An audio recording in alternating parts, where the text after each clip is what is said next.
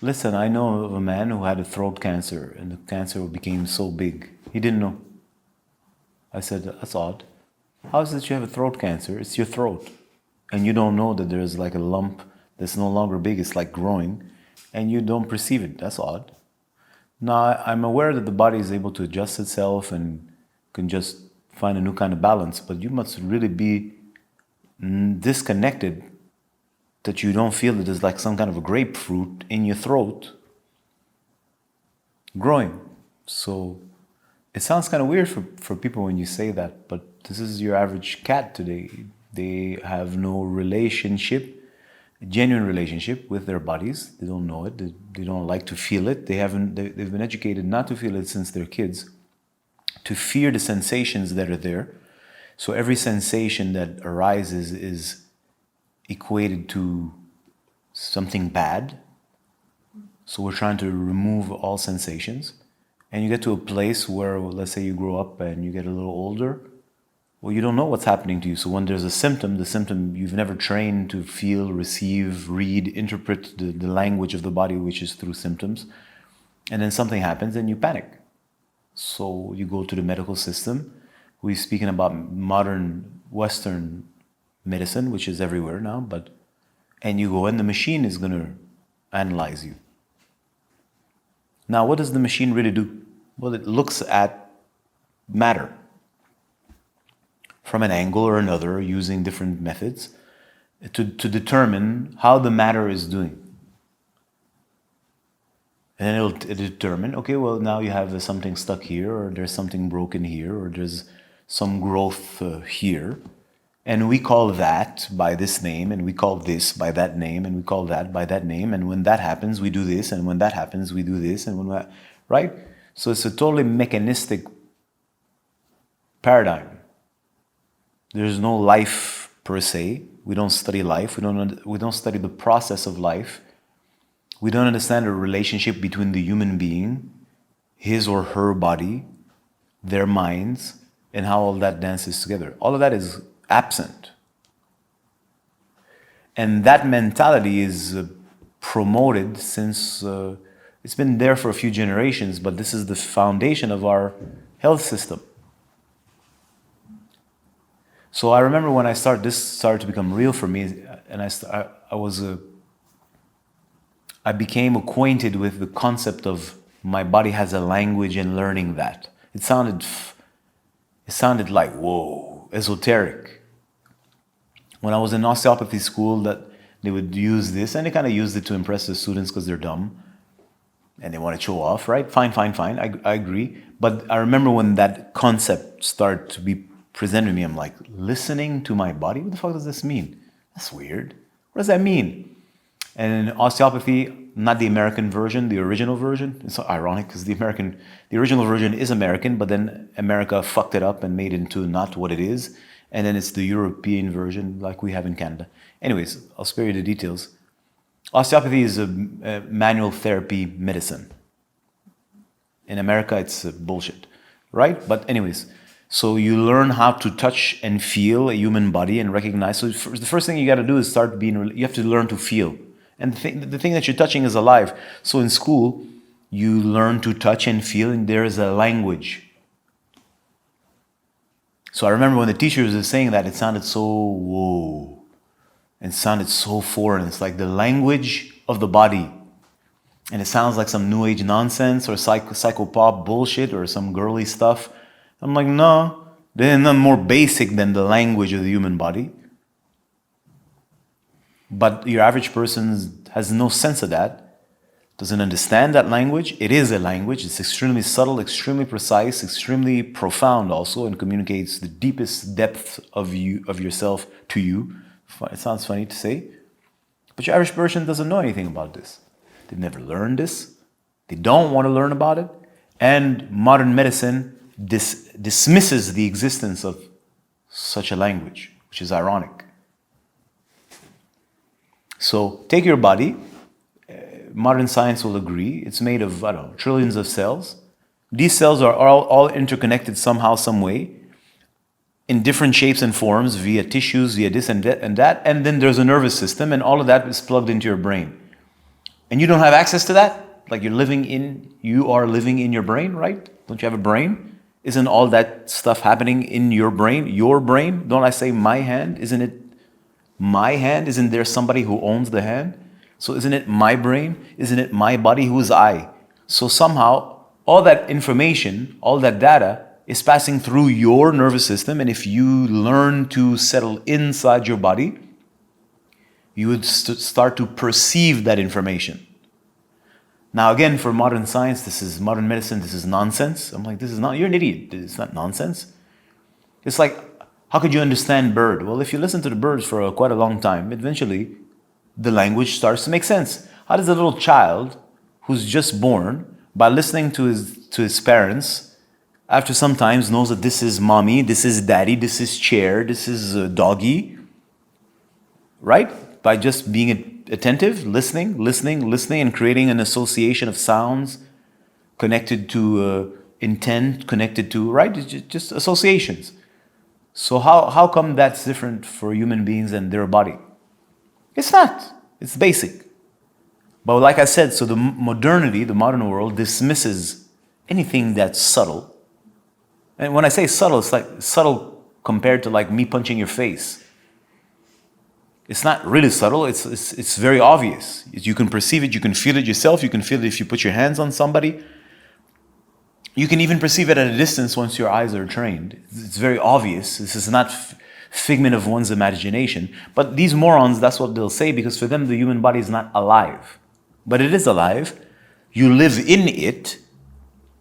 And if you stop projecting your attention outwards and you stop trying to control what's happening, or trying to imagine how it should be, and you allow the sensations to emerge, you start to now immerse yourself inside the body, just like you would immerse yourself in a pool, immerse yourself in a metaverse, immerse yourself in an experience. You immerse yourself in the experience of the human body. So what does that mean? Well, you settle down, you get grounded, and the information which is always circulating starts to become more and more conscious. So at first it's overwhelming, or at least you think it's overwhelming. You don't make sense of it. Just like if you go to China, or if you go to Sudan, or if you go God knows where, and you don't understand the language. At first it's like you don't even hear it, right? If you're in a foreign language, a foreign country, people talk. You at some point dismiss it. You don't even hear it. It's like a hum, because there's not one word that means anything to you. So nothing attracts your attention and makes it click, click, click, click. Because your intellect there's nothing to process. So the same, you settle down and you're like, I don't know, I'm immersed in so many sensations, I don't make sense of it. But the more you settle down and the more you gain that experience, the more it starts to speak to you. Because it is. And you start to understand, because the body is talking to itself. Well, the toe is communicating via the pathways all the way to the brain. And all of that somehow is connected with your mind, the mind. So, and you're right there in the middle. Well, you're not in the middle, that's the problem. You're dissipated for the time being. You're all over the place. So once you calm down, you start to concentrate yourself. Instead of being in every direction, dissipated, in every when you settle down, you start to concentrate yourself. So now you start to perceive. And slowly but surely, especially if you have proper guidance, that language starts to make sense to you, and you start to understand what the body is saying to you. What that sensation means, what that sensation means, what that sensation means. And then you start to notice the correlation between the fluctuations of your mind, the fluctuation of your emotions, and the responses of your body. And this is just the onset. Then you can go deeper and deeper and deeper and deeper into the matrix of the body itself, how it's constructed by code and mental forces, if you'd like. But preliminary is you have a nervous system. Well, why do you understand that a hockey player, by repeating the same movement 1,000 times, 10,000 times, 100,000 times, is able to create a pathway to be able to execute an action perfectly? But the other way, which is the sensitive, remember the nervous system has 3 components. Sensitive means I perceive. Action, I generate a movement. And the neutral, which is a big subject in its own right, which of course modern science knows nothing about, because there's no such thing as neutral in a car, right? It only goes forward or backwards. There's no neutral, right, in a standard car. No, of course not. Right? And the key to healing is that neutral. Yeah? In the Hindus, they call it sattva. It's relax, in other words. Relax is not collapse. Let's not go there. So the point is, why is it that this makes sense that I train a form of action? And I train and I train and I train and I train it until I can perfectly make my body do what I want, but the other way around doesn't exist, where I become a master of receiving the information. And I mastered the capacity of, instead of generating an action which is outwards and mastering the command so it's like perfectly swift, what about I master now receiving the information so that the relay is perfected?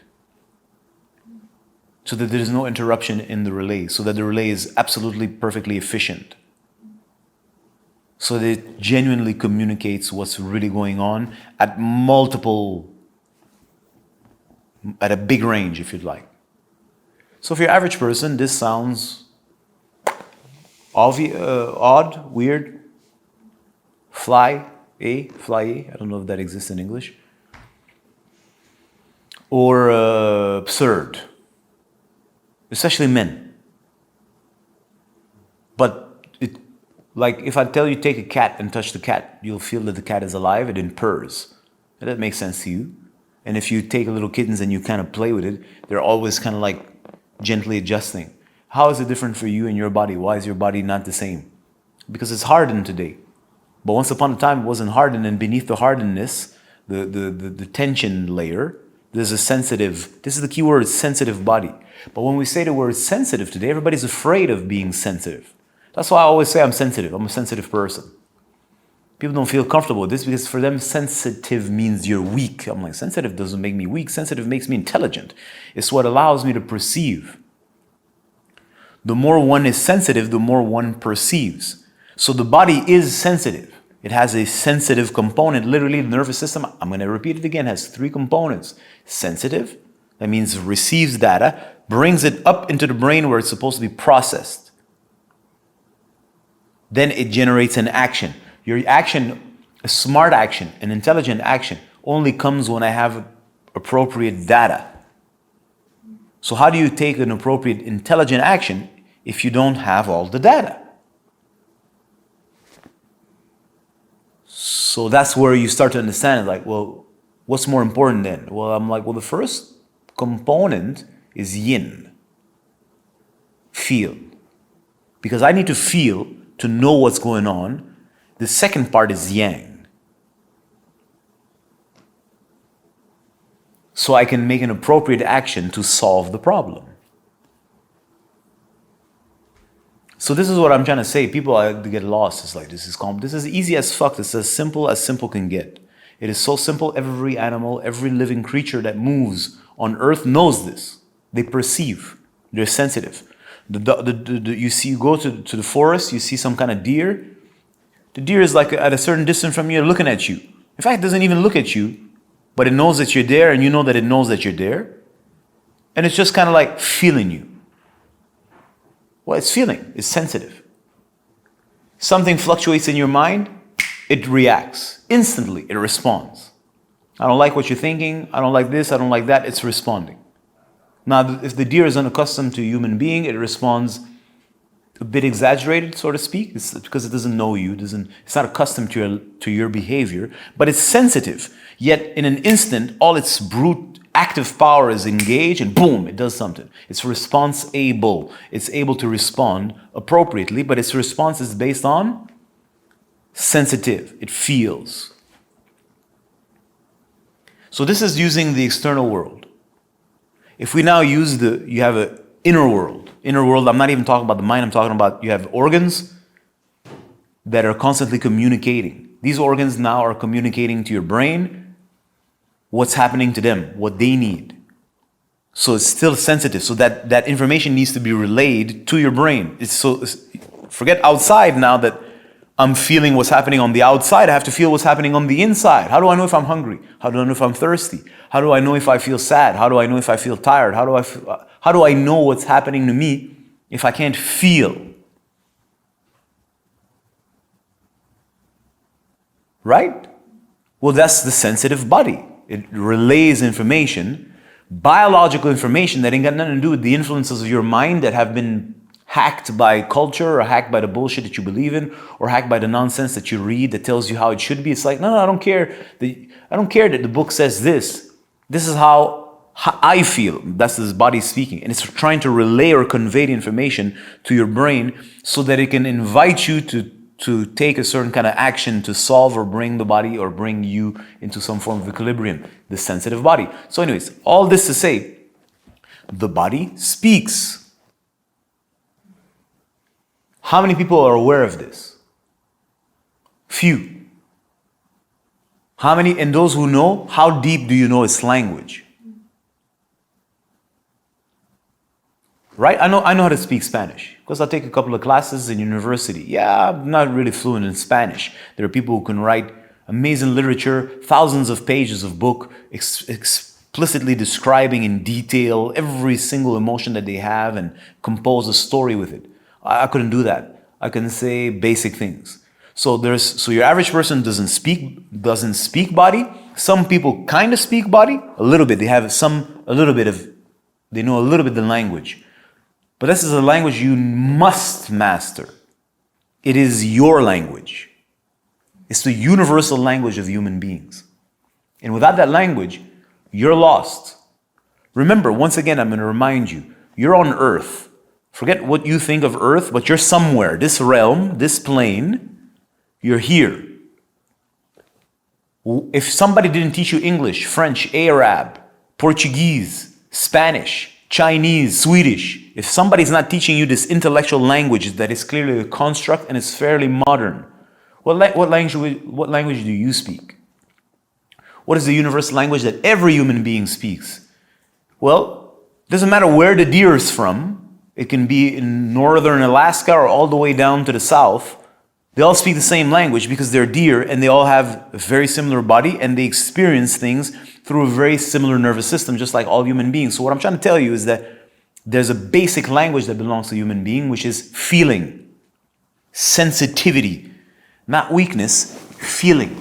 And that depends on the nervous system's capacity to perceive and relay data. That process you've been conditioned to block that process. You've been conditioned to feel that everything you perceive is false. You've been gaslighted that everything you receive, this is not true, this is what it is. You've been conditioned to believe that every sensation in your body is evil, it must be eradicated and removed. If you have a headache, you don't know why you have a headache. You've been taught that there's something wrong and you take a pill. You've never learned to sit with that headache and understand where it's coming from and start to see the links between your lifestyle, your thinking process, the kind of food that you eat, the sensation pathways, etc., so that you understand what your body is saying. It's saying something. Now, this is not like take a book and says messages from the body, which is an actual book written by a dude called I don't know what Singh, Narayan Singh, I think it was his name. It's a great book. It's not like when your middle finger is hurt, it means that your grandmother once upon a time abused you sexually and you're in pain. I'm not going in that direction. I'm talking about something very basic and very primal. Because you know how people are, they take things and just like blow it up. And I'm not saying it's false or it's real. I'm just saying this is basic. This is something if you have a pet, that's what your pet does. That's what you're unconsciously doing. You're just not allowing that information to fully circulate and you're not allowing yourself to perceive that and learn what it's actually saying. How the hell do you know what's happening to you if you can't feel? So here's what happens. You have a group of people who with their intellect dissect and analyze everything. And then they tell you, this is subtle language of the body. And you need to read a book with charts and maps and drawings of people, and this posture means this, and this posture means this, because you're an idiot. This is literally what it's saying. You're an idiot. You can't feel the person in front of you. I don't need you to tell me what you're feeling. I don't need to read with my mind what your body language is saying. I can feel you. I can feel the fluctuations in your mind. I can feel what you're feeling. Because you're in front of me. I don't need my intellect to be trained to read. You understand what I'm trying to say? This is ridiculous. This is the world we live in today. So that capacity, the sensitive body, the sensitive capacity is a very basic, primary function of the human body. In fact, when you're a child, when you're just a newborn, you don't know how to do action. You're unable to act. The first thing you have to learn is start to feel. There ain't nothing else you can do. You can't lift your head, can't chew, can't hold your arm up, you're action-wise, you're unable at 100%. So what is it that you can do? If you're in a safe space, you're going to learn to feel and start to make sense of what you're feeling. And then you're slowly going to feel the need or feel the inspiration or the will awaken that I want to do something for myself because this is annoying me, or I want this. Well, I want this. I'm hungry. I can't get up. So when you have a little baby, it's hungry. What does it do? It doesn't even know that there's such a thing as mom. It responds to the tension inside through the sensation, which creates a sound. And that sound, mommy learns, if she's a good mom, to discern, oh, that's baby, he's hungry. So the same process evolves. At some point, the little kid, because he gets stronger and mature, says, I'm hungry. I will do something to solve my problem. That's where action comes from. But the signal came from the same place, sensitive.